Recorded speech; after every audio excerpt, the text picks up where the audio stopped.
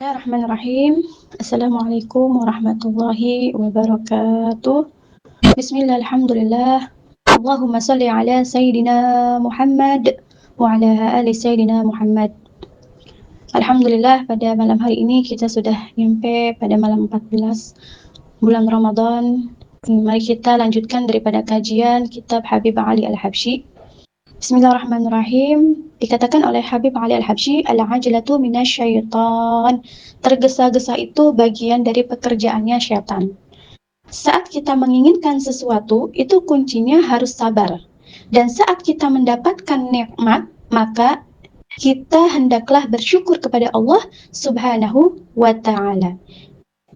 Kalau kamu berada dalam keadaan yang baik, lagi bagus, mabsut, maka tetaplah isi hari-harimu itu dengan banyak berdoa, berpuasa, berzikir, dan bersalawat kepada Nabi Muhammad sallallahu alaihi wasallam.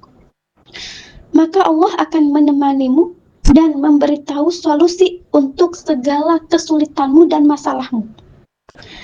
Diceritakan ada seorang darwish atau pengembara sufi pamit pulang kepada Habib Ali Al-Habsyi setelah 20 tahun mencari jalan kebenaran. Akhirnya si darwish tadi berguru kepada Habib Ali Al-Habsyi. Dan semua ini adalah atas perintah dari ulama-ulama yang pernah dia kunjungi di berbagai belahan dunia. Dan dia datang itu dari jauh, dari Damaskus. Dia hanya mengharapkan sir dan madad serta cahaya Nabi Muhammad dari seorang Habib Ali Al-Habsyi, yang mana dia harapkan agar bisa menyinari hatinya yang kotor, ya. Jadi biar hatinya bersih. Dan darwish ini membutuhkan waktu selama 20 tahun baru bisa bertemu dengan Habib Ali Al-Habsyi. Jadi semua itu ada waktunya. Kullu syai'in sayati fil waqtil munasib. Wal ajalah minasyaitan, dan tergesa-gesa itu bagian daripada perbuatan syaitan. Nah, dari sejak setahun itu, saat dia diperintahkan oleh para ulama untuk mencari guru pembimbing yang sudah berpuluh-puluh tahun dia belum mendapatkannya, akhirnya dia disuruh untuk pergi ke Yaman, ke Hadramut, dan mencari Habib Ali Al-Habsyi. Di tengah perjalanan, dia bertemu dengan Syekh Abdul Qadir Jailani. Kemudian Syekh Abdul Qadir Jailani menugaskan agar pergi ke Seun, karena disitulah tempat Habib Ali Al-Habsyi. Si darwish tadi bertanya dari tiap daerah di mana Yaman, di mana Hadramut. Belum ada tayyarah, belum ada pesawat, jadi dia memakai kendaraan kapal. Jadi transportasinya tuh kapal, ya, dari India, dari Damaskus, kemudian dari dari Irak, Baghdad, sampailah kepada tempat provinsi Hadramut, yaitu negara Yaman, yang mana tempatnya adalah di Tarim dan Seun. Maka akhirnya ketika sudah nyampe di Seun, dia bertemu kepada Habib Ali Al-Habsyi, kemudian berguru kepada beliau. Karena darwish tersebut, ya, namanya pengembara itu sukanya berpindah-pindah tempat. Nah, setelah kepergian darwish meninggalkan Yaman, setelah sudah selesai berguru kepada Habib Ali Al-Habsyi, kemudian Habib Ali Al-Habsyi itu merasa sedih dan selalu merindukan darwish tersebut. Dan selalu mendoakannya setiap kali ada orang yang menyebut namanya. Pokoknya selalu merindukannya. Kenapa? Karena benar-benar telah Allah buka hatinya, ya, diberikan futuh untuk mencari guru pembimbing atau syekh murabi yang pada akhirnya si darwish tersebut bertemu dan cocok dengan Habib Ali Al-Habsyi dan menjadikan Habib Ali Al-Habsyi itu sebagai pembimbing hatinya atau syekh murabi. Dan Habib Ali Al-Habsyi berpesan kepada darwish tersebut, saat kau ingin hatimu terhubung, ya, kalau kamu ingin hatimu terhubung kepada Nabi Muhammad, maka bayangkanlah Nabi Muhammad. Karena saat seseorang tulus mencintai Nabi Muhammad, lalu membayangkannya, maka itu bukanlah akhlak yang buruk. Akan tetapi, ia akan melihat Nabi Muhammad dengan matanya secara yaqzatan atau terjaga. Katanya darwish, ya Habib, saya ini berkeliling ke Fez, Damaskus, dan juga Yaman. Saya bertemu banyak orang alim ulama di sana. Tapi saya tidak menemukan seorang pembimbing hati yaitu Syekh Murabbi kecuali antum, wahai Habib Ali Al-Habsyi.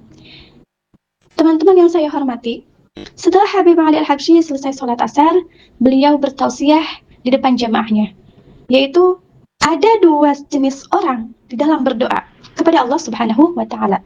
Dan sifat ini sering bergantian di dalam hati. Yang pertama ar-raghabah, yang kedua ar-rahabah.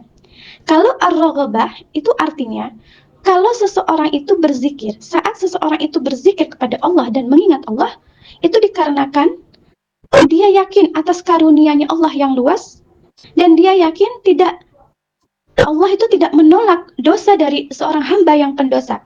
Dan dia yakin tidak ada tuntutan untuk hamba yang meminta kepada Allah. Dan ini akan diberi pintu ketamakan atau tamak di sisi Allah Subhanahu wa Ta'ala. Yang kedua adalah ar-rahabah, yaitu jika seseorang mengingat atau berzikir kepada Allah dengan segala kehormatan dan kehadiran hati yang wajib diberikan kepada Allah, maka ia akan menyadari bahwa dirinya masih banyak kekurangan dan pintu rasa malu, takut, tawadu, dan juga khusyuk akan diberikan dan dibukakan Allah untuknya.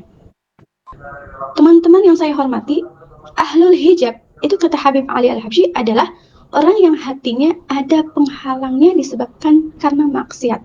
Dan ahlul hijab itu adalah orang yang sangat tersiksa karena mereka tidak memiliki rasa dzuk atau rasa nikmat beribadah kepada Allah dan tidak memiliki hati yang khusyuk. Makanan dan minuman itu sebenarnya bukan yang membuat badan manusia kuat, tapi yang membuat seseorang itu kuat adalah ketaatan. Dan yang membuat manusia itu lemah adalah kemaksiatan. Kalau aku, kata Habib Ali Al-Habsyi, diberikan pilihan antara selamat dari maksiat dan kuat dalam ketaatan, maka aku akan memilih selamat dari maksiat. Dan aku akan meminta kepada Allah agar dikuatkan dalam ketaatan. Berapa banyak sekarang ini orang yang mendengar bacaan surat di dalam salat tarawih, tapi tanpa ada rasanya uzuk dan khusyuk. Kenapa? Karena disebabkan hatinya mereka tertutup oleh hijab atau penghalang. Ayat kursi itu adalah waraqatul khabar atau lembaran berita. Bagi siapa? Bagi kita yang membacanya. Maka bacalah ayat kursi, kemudian resapi artinya.